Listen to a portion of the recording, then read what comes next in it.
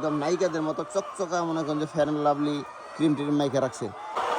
অসুস্থ এবং রোগ আক্রান্ত মুরগি চেনার উপায়, এখানে একটা মুরগি দেখেন, তার মাথার জুটি এটা ফ্যাকাশে হয়ে গেছে, তুলনামূলকভাবে ছোট হয়ে গেছে আর সাদা হয়ে গেছে। এটা হচ্ছে রোগ আক্রান্ত মুরগির লক্ষণ।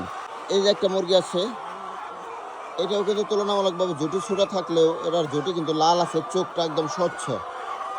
মুরগি আপনার আক্রান্ত মুরগির চোখটা থাকবে ফ্যাকাশে, ছলছল করবে, মনে হয় যে পানি আসছে চোখে, সে কান্না করতে চাচ্ছে এরকম।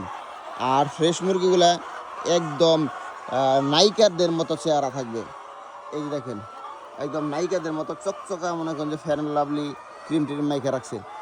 আর এই যে অসুস্থ মুরগি, আক্রান্ত মুরগি, এই যে দেখেন ঝুটি লেতায় পড়বে, তার এই যে এক চোখ ছাইয়া আছে আর এক চোখ প্রায় বন্ধ করে রাখছে, মানে তার শরীরটা ভালো লাগতেছে না, সে খুব ক্লান্ত। আপনি চেষ্টা করবেন এই মুরগিগুলোকে শিফট করে অন্য জায়গায় স্থানান্তর করা আর দ্রুত মেডিসিন দেওয়ার ব্যবস্থা করবেন। একটা পায়খানা করছে, এটা কিন্তু হলুদ পায়খানা, আর এই পায়খানাটাই হয়েছে এই মুরগির পায়খানা। এটা আমি কিভাবে বুঝলাম, আপনার এটা হচ্ছে টাইফয়েডের লক্ষণ।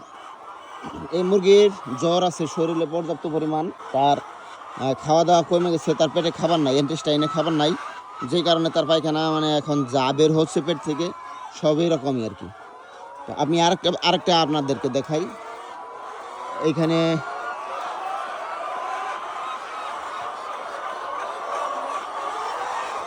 এই যে আরেকটা মুরগি আছে দেখেন, এটাও কিন্তু অসুস্থ, জিমে আছে, এবং এর যে পায়খানা আছে এটাও দেখেন, এই যে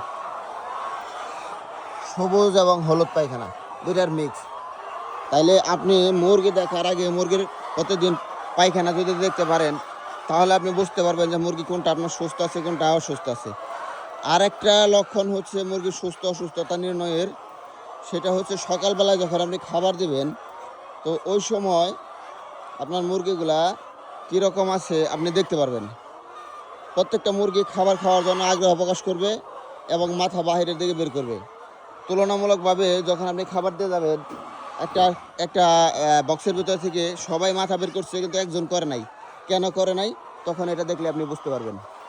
তো আশা করি আপনাদেরকে বিষয়টা বোঝাতে পারছি। তো আরও কিছু জানা থাকলে অবশ্যই কমেন্ট করবেন। ধন্যবাদ।